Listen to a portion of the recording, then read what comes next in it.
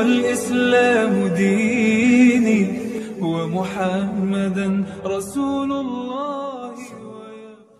Wamahiyah tidaklah lain dunia tersebut kecuali seperti bangkai yang tidak enak. Alaiha kilabun, dan di atas bangkai tersebut ada seekor anjing yang bengis. Hammuhunna, yang mana anjing-anjing tersebut mempunyai keinginan ijtidabuha, untuk mencabik-cabik yang terkait dengan namanya bangkai. Seperti itulah orang menjadi dunia, saling menjatuhkan, saling menghina, saling menghadir, saling bari. Aus ini qala lahu sum 'anid dunya waj'al fatraka al-akhirah wa fir minan nas firaraka minan asad. Maka suatu ketika seseorang berkata kepada Daud At-Ta'i, berikan aku wasiat. Maka Daud At-Ta'i memberikan wasiat kepadanya, sum 'anid dunya, tulikan telinga engkau akan dunia, tulikan. Jangan kita senang mendengar, oh bulan bin bulan sekarang mobilnya 9, oh bulan bin bulan sekarang bajunya kayak gini, oh bulan bin bulan kayak gini. Kalau urusan dunia, tulikan telinga, jangan sampai kita malu kepada orang, takut ini, takut itu, takut kita dicaci, takut kita dimaki kalau kita miskin, kalau kita nggak punya dunia, takut kita dijauhin oleh orang. Justru jauhin orang datang ke rumah kita, itulah senang harusnya. Ketika kita nggak punya duit, ketika kita nggak punya harta yang banyak dan lain sebagainya, terus banyak orang yang tidak mau datang ke rumah kita karena kita miskin, alhamdulillah harusnya. Kenapa? Tidak repot-repot bikin kopi kalau dia datang. Kalau seandainya dia datang, paling tidak kopi, kalau tidak teh. Sedangkan kita teh cuma ada segelas, tak bagi dua saja. Nah lebih baik orang itu tidak usah dah. Terkadang kita punya perasaan beda. Ketika kita dalam keadaan susah, dalam keadaan ini, malah kita terasa tersakiti dengan orang tidak mau datang ke rumah kita, merasa bahwasanya oh inilah betul-betul kawan. Kalau seandainya lagi senang datang, kalau lagi susah tak mau datang. Dia datang tuh tambah kita bikin susah. Takutnya di saat kalau kita susah nak ngutang lagi dia. Masih ada tak bisa pinjaman nanti. Akan susah tambah. Maka di situ sebenarnya di saat tatkala Allah kasih kita kesusahan, kita bisa merasakan dan menghayati, dan tidak ada satupun manusia yang datang ke rumah kita. Disitulah kita bisa muhasabah bahwasanya tidak ada teman yang dapat menyenangkan kecuali Allah. Tidak ada teman yang tidak mengecewakan kecuali Allah. Hanya Allah yang tidak akan mengecewakan, dan tidak ada teman baik di dunia sampai besok di kuburan kecuali amal saleh. Tidak ada teman yang bisa nolong kita di saat apapun kita, terutama dalam keadaan kita susah, dalam keadaan kita payah. Tidak ada yang bisa nolong kita kecuali Allah Subhanahu wa Ta'ala. Dari hal yang demikian, di situ kita muhasabah. Akhirnya kita cinta dengan Allah, akhirnya kita rindu dengan Allah, akhirnya kita dengan Allah itu semakin dekat, bukan semakin jauh. Ini kita tidak mau mengambil kesempatan di saat kala susah itu berdua-duaan dengan Allah. Kita hayatin dan resapi, sehingga kita tidak takut dengan manusia. Mau dia caci, mau dia maki, dia mau hina kita, dan jadi masalah. Kenapa? Cacian manusia, makian manusia tidak membuat rontok rambut di dalam kepala kita. Cacian dan makian manusia tidak mengurangi sedikit pun jasad dan fisiknya kita. Biar manusia mencaci, biar manusia menghina, namun jangan sampai Tuhan kita yang menghina kita. Jangan sampai Tuhan kita mencaci dan memaki kita. Namun kita lebih takut kalau dicaci manusia ketimbang dicaci sama Allah Subhanahu. Karena inilah yang sering menghantui dan terus menghantui. Berupayalah bagaimana cara hatinya kita itu agar tidak pernah tersakiti dengan celotehan-celotehan manusia yang tidak berguna. Jangan sampai hati kita kotori dengan perasaan-perasaan yang tidak benar, yang tidak ada. Kita buat-buat sendiri perasaan-perasaan yang tidak enak, perasaan-perasaan yang tidak bagus, perasaan-perasaan yang menyebabkan hati kita itu semakin hari semakin pekat dan gelap. Jadi husnuzan yang lebih diutamakan. Pertama husnuzan kepada Allah dan husnuzan kepada sesama manusia. Maka kau akan merdeka. Di saat kalau kita nggak bisa berprasangka baik kepada manusia, maka selama itu pula kita akan terbelenggu dan dihantu-hantui perasaan-perasaan kita sendiri, sehingga hari demi hari dirinya kita semakin susah, hari demi hari dirinya kita semakin terpenjara di atas dunia kita sendiri, di dalam rumah kita sendiri kita terasa terbelenggu. Kenapa? Karena kita merasa selalu hati ini mempunyai prasangka yang tidak kepada sesama hamba Allah Subhanahu ataupun kepada Allah itu sendiri, sehingga kita di dalam rumah nggak tenang, di dalam pengajian nggak tenang, di dalam masjid nggak tenang. Kenapa? Karena kita sendiri yang membuat perasaan-perasaan itu, diri kita, rumah kita, di dalam hati kita buat kotor dengan apa? Prasangka-prasangka yang nggak baik, prasangka-prasangka yang tidak bagus. Karena dari hal yang demikian, akhirnya di dalam dunia yang luas, di dalam dunia yang megah ini, apa yang akan terjadi pada diri yang selalu punya prasangka dugaan-dugaan yang tidak baik itu seperti besarnya daun kelor, tidur nggak nyenyak, makan nggak kenyang dan lain sebagainya. Kenapa? Takut, khawatir, cemas dan lain sebagainya. Oleh karenanya, wara'ahu rajulun fil manam wa huwa ya'du faqala lahu, suatu ketika seseorang bermimpi bertemu dengan Daud At-Ta'i di dalam mimpinya dan dia dalam keadaan sedang lari-lari. Bagaimana maka seorang tersebut bertanya kepada Daud At-Ta'i, ya Aba Sulaiman, wahai Bapak Sulaiman, malak, apa yang terjadi pada engkau? Bagaimana al-an afaltu minas sijin. Maka Daud At-Ta'i mengatakan, hari ini aku lepas dari penjara. Dia lari begitu kencangnya. Seseorang pemuda tersebut bertanya, ada apa dengan engkau wahai Bapak Sulaiman?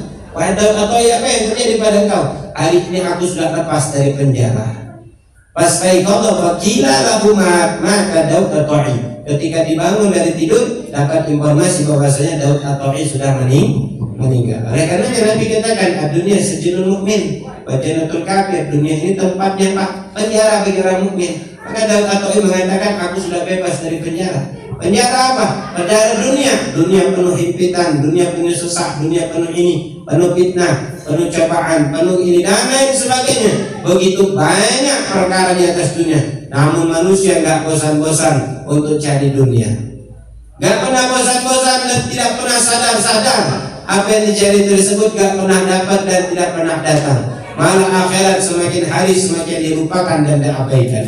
Dan akhirat sudah dekat di depan biji mata, tapi seakan-akan masih jauh juga, masih santai juga, masih mengharap dunia itu bisa di dalam genggamannya. Maka dari hal yang demikian, Daud At-Ta'i mengatakan, aku hari ini sudah lepas dari penjara. Falamma staiqadha qila lahu mata Daud At-Ta'i. Dikabarkan bahwasanya Daud At-Ta'i sudah meninggal, bebas. Kenapa? Gak wajib lagi dengar bisikan manusia, dengar ini, dengar itu, apalagi bisikan bininya kita mengatain tetangga sebelah. Tetangga sebelah itu, ya beli emas lagi, kita ada punya duit, ada bilang beli emas lagi tetangga sebelah. Kuping sakit. Nah, jadi nengok bini langsung sakit mata. Mata dompet, mata pencarian, mata hati, gara-gara rusak. Kenapa itu tadi? Bini zaman sekarang tidak punya sifat zuhud, sifat qanaah, sifat berterima kasih kepada suami zaman sekarang. Nah, jadi banyak laki-laki mati duluan ketimbang bini, dikasih panjang umur sama Allah, bertobat dulu dia baru sampai mati. Kenapa? Karena itu tadi lakinya mati duluan serangan jantung, tiap hari dimarahin bini. Wa qala Budayl bin Iyad berkata rahimahullah, ju'ila syarr kulluhu fi baitin wa ju'ila miftahu raghba fi dunya wa ju'ila khairu kulluhu fi baitin wa ju'ila miftahu zahada fi dunya. Budayl bin Iyad mengatakan, dijadikan kejelekan semuanya itu di dalam rumah tangga kita. Semua kejelekan itu ada di dalam mana? Di dalam rumah tangga kita sendiri masing-masing. Wa ju'ila miftahu raghba fi dunya. Apa kunci bisa kejelekan itu masuk ke dalam rumah tangga kita?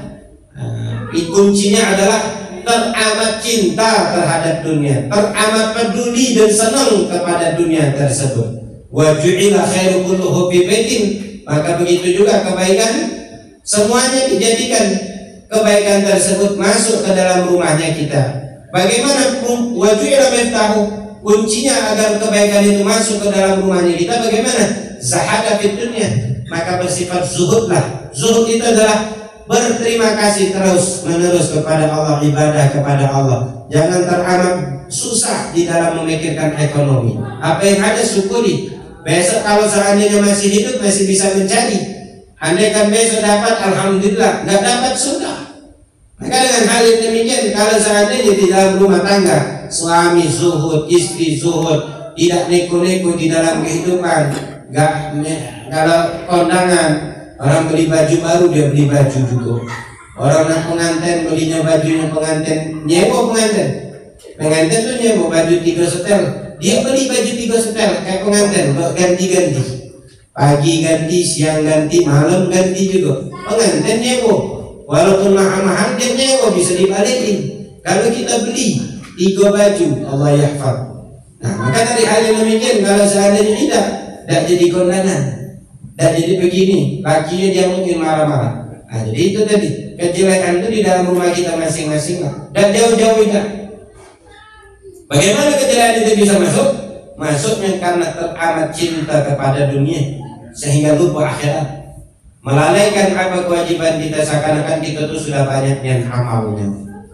Qala rahimahullah, law kanat dunya zahaban yabna wal akhirah khasban yabqa, lakin yang lagi lana an nu'asir khasban yabqa ala dhahabin yabna, fakaifa dunya wa khasab yabna wal akhirah dhahab yabqa. Berkata Hudayy bin Iyad, andaikan saja dunia ini diumpamakan laksana emas, namun emas tersebut akan habis. Wal akhirah khasban yabqa, namun akhirat itu diumpamakan tembikar, tanah lempung yang dibuat wadah itu. Lakin akhirat walaupun laksana tembikar tersebut tapi kekal, tidak habis-habis. Ketimbang dunia umpamanya emas tapi habis, dan akhirat laksana tembikar tersebut tapi kekal. Lakana yanbaghi lana an nu'assir khasban yabqa ala dhahab. Ya benar, niscaya haruslah kita lebih mengedepankan memilih tembikar yang kekal ketimbang emas tapi habis. Pakai bawatunya khasbun yabna wal akhirah zahabun yabqa. Lantas yang sesungguh hakikatnya itu dunia itu adalah tembikar dan akhirat itulah sesungguhnya emas yang kekal abadi. Dunia laksana tembikar yang akan musnah, yang akan habis. Namun akhirat berupa emas yang akan kekal abadi. Namun kebanyakan manusia terbalik ngambilnya. Ngambillah yang namanya tembikar, meninggalkanlah yang namanya emas. Emas ditinggalkannya, tembikar dipilihnya. Kenapa? Banyak lebih mengutamakan dunia ketimbang akhirat. Wa qala rahimahullah, la utitu dunya, la utitu bid dunya wa qila li khudha halalan bila hisab, la kuntu astaqdiruha kama yastaqdiru ahadukum aljiba idza marra biha an tusiba sawbahu. Maka Hudayy bin Iyad berkata, andaikan aku diberikan dunia dan disuruh ambil dunia tersebut secara halal, dikasih halal, disuruh ngambil juga halal dan tanpa ada hisab. Kata Hudayy bin Iyad mengatakan, la kuntu astaqdiruha, niscaya aku akan merasa jijik mengambil dunia tersebut sebagaimana merasa jijik seorang di antara kalian dengan bangkai. Apabila bangkai tersebut dia lewat dengan bangkai tersebut, takut bangkai tersebut terkena pakaiannya. Begitu juga Hudayy bin Iyad, takut mengambil dunia tersebut, takut terkena hatinya dan akan membuat hatinya tersebut tersusahi gara-gara ia memiliki dunia. Ini diceritakan orang-orang hebat. Qala Syafi'i, wa qala Imam Syafi'i rahimahullah, law kanat ad-dunya tuba' fi suq lama ishtaraytuha bi raghib lama ra'ayna lama ara fiha min al-abad. Imam Syafi'i mengatakan, andaikan dunia itu dijual di pasar, aku tidak akan membelinya walaupun cuma hanya dengan sekeping roti, tidak akan kubeli dunia itu. lama arafiha minal afat. Kenapa aku melihat dunia tersebut? Karena banyaknya balaknya, banyaknya bahayanya, aku tidak akan pernah belinya. Apakah kita tidak boleh perkara dunia itu kita miliki? Boleh, karena kita hidup di atas dunia, boleh. Namun jangan sampai berlebih-lebihan kita mengambil dunia sampai meninggalkan salat, sampai meninggalkan kita baca Quran, sampai kita meninggalkan kewajiban kita, wajib kita tahu hukum halal haramnya, sampai kita mengetahui ini perbuatan kita benar atau salah, ini perbuatannya kita ini dihalalkan oleh syariat atau tidak. Tidak pernah kita cari dunia tersebut, tidak pernah mencari tentang tahu hukumnya. Anda pun tahu, misalnya contoh pinjam duit bank itu haram, pinjam masih untuk apa? Modal usaha biar mendapatkan dunia. Pinjam duit bank, tahu kita pinjam duit bank itu adalah riba, kemudian dari duit riba tersebut kita bikin apa? Bikin usaha, dari usaha tersebut Allah. Andaikan dari riba tersebut berkembang ekonomi kita, berkembang usahanya kita, apa yang akan terjadi dari duit haram? Apa yang akan terjadi? Malah menjauhkan kita dari Allah, malah menyebabkan kita semakin jauh dari Allah Subhanahu wa Ta'ala. Akan bertambah berat. Kenapa? Yang dikonsumsi perkara haram lagi, perkara haram terus menerus. Maka semakin ada, kenapa? Semakin berat, semakin berat. Yang kita sudah tahu halal aja masih berat untuk sholat, masih berat untuk tahan. Lantas bagaimana kalau seandainya yang kita konsumsi perkara yang betul-betul haram, jelas haramnya? Bagaimana lagi kondisi kehidupannya kita untuk bersikap berbuat akan agamanya kita yang sudah jelas-jelas halal itu aja masih males kita untuk pergi ngaji, untuk kita pergi majelis dan lain sebagainya, untuk baca Quran dalam satu hari 1 juz, berat. Apalagi yang haram, jelas-jelas haram. Oleh karenanya wa man yajhal dunya fa inni arabtuha wasiqa ilaina azbuha wa adabuha falam araha ila ghururan wa batilah kama laha fi dhahril fala sarabuha. Maka Imam Syafi'i mengatakan, wa man yajhal dunya, siapa orang yang bodoh akan perkara dunia. Nih aku sudah tahu permasalahan dunia, aku akan kasih tahu kalian. Wasiqa ilaina azbuha wa adabuha, akan dibawa perkara dunia tersebut kepada dirinya kita, rasa tawarnya dalam artian rasa enaknya, dan siksa dunia tetap dapat. Ketika kita belum mendapatkan dunia, apakah kita akan mendapatkan manisnya? Tidak, kita disiksa dulu oleh dunia tersebut. Setelah kita cari dapat dunia tersebut, apakah kita akan merasakan senangnya, manisnya? Tidak, merasa susah lagi yang ada. Takut habis, takut hilang, takut kurang dan lain sebagainya. Ini akan terjadi. Awal sebelum dapat kita disiksa, setelah kita dapatkan tambah lagi berat kita untuk apa? Untuk hilang ini dunia dari dirinya kita. Nah ini akan terjadi. Nah, oleh karenanya falam araha illa ghuraran wa batilan. Maka Imam Syafi'i mengatakan, aku tidak pernah melihat dunia itu kecuali selalu menipu dan selalu mengajak perbuatan batil. Kama laha fi dhahril fala sarabuha, sebagaimana tampak di padang pasir atau di di kebun yang luas, hamparan di lapangan yang luas, fata morgananya. Sana ada air, tapi ternyata tidak ada air. Wa ma hiya illa jifatul mustahilah, alaiha kilabun hammuhunna ijtidabuha. Wa ma hiya, tidaklah lain dunia tersebut kecuali seperti bangkai yang tidak enak. Alaiha kilabun, dan di atas bangkai tersebut ada seekor anjing yang bengis. Hammuhunna, yang mana anjing-anjing tersebut mempunyai keinginan ijtidabuha, untuk mencabik-cabik yang terkait dengan namanya bangkai. Seperti itulah orang mencari dunia, saling menjatuhkan, saling menghina, saling menghati, saling merugikan, saling menipu satu sama lain, tipu sana, tipu sini dan lain sebagainya. Itulah seperti seekor anjing, yang mana anjing tersebut mempunyai keinginan untuk apa? Mencabik-cabik bangkai.